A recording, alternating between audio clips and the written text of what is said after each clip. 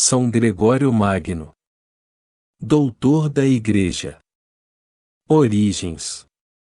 Gregório nasceu em Roma, no ano 540, em uma família patrícia, conhecida como Anícia, de grande fé cristã.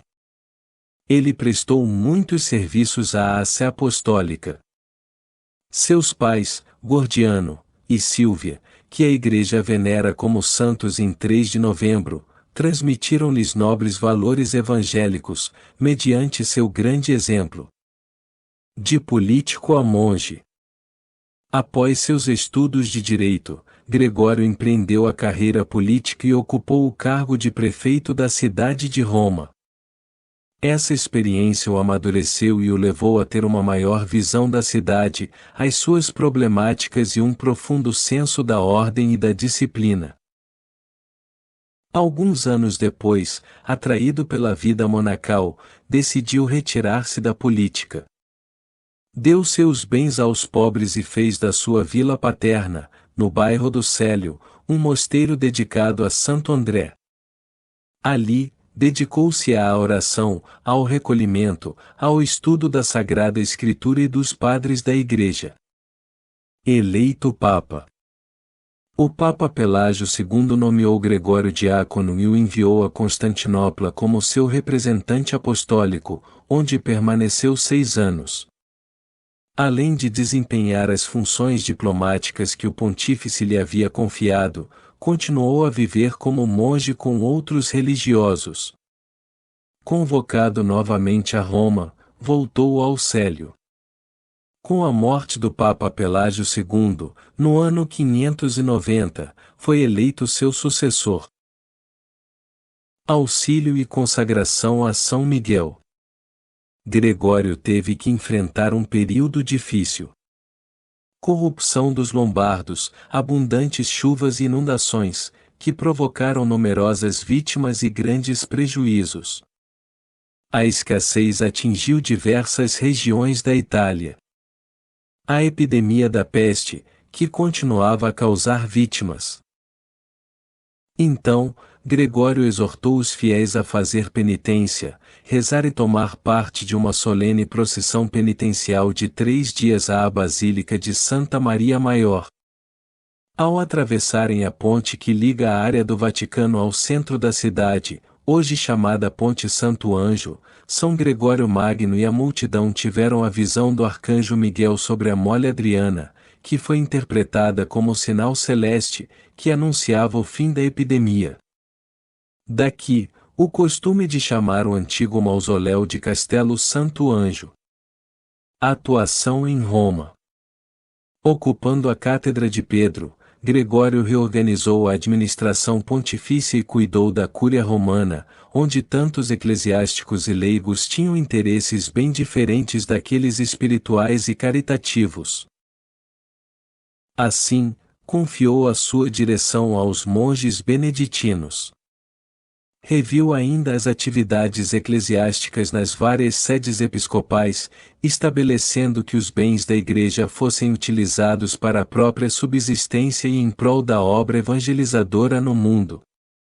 Tais bens deviam ser administrados com absoluta retidão, justiça e misericórdia.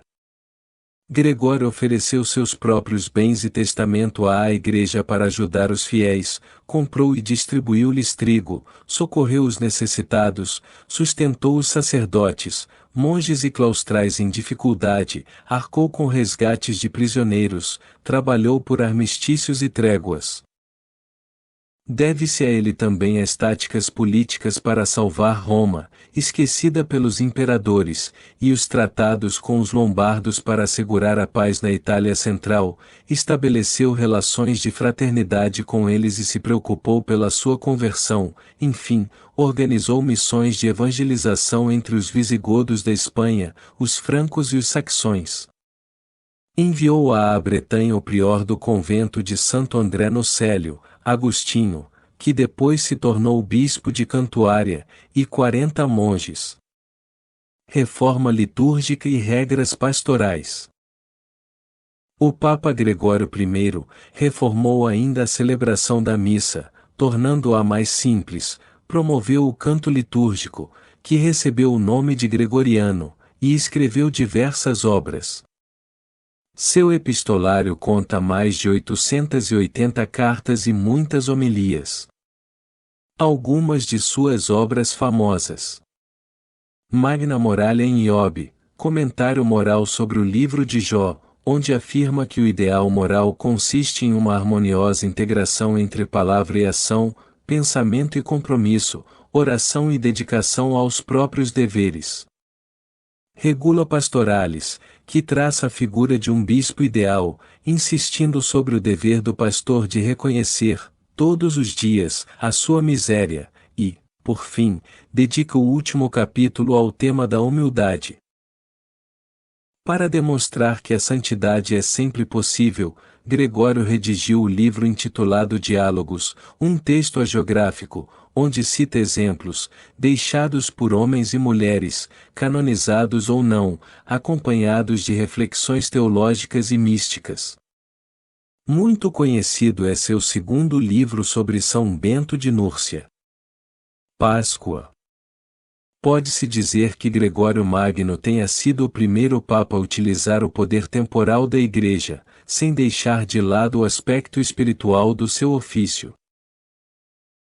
No entanto, permaneceu sempre um homem simples, tanto que, nas suas cartas oficiais, se define, servus servorum Dei, servo dos servos de Deus, um apelativo que os pontífices mantiveram no tempo. São Gregório Magno morreu em 12 de março de 604 e foi sepultado na Basílica de São Pedro. Minha oração. São Magno, grande Papa e doutor da Igreja, ao mesmo tempo homem simples e de grande espiritualidade. Ensinai aos líderes de todas as áreas da vida a seguirem o exemplo de Cristo, servos de todos e em tudo humildes. Também, faça de nós seus imitadores. Amém. São Gregório Magno, rogai por nós.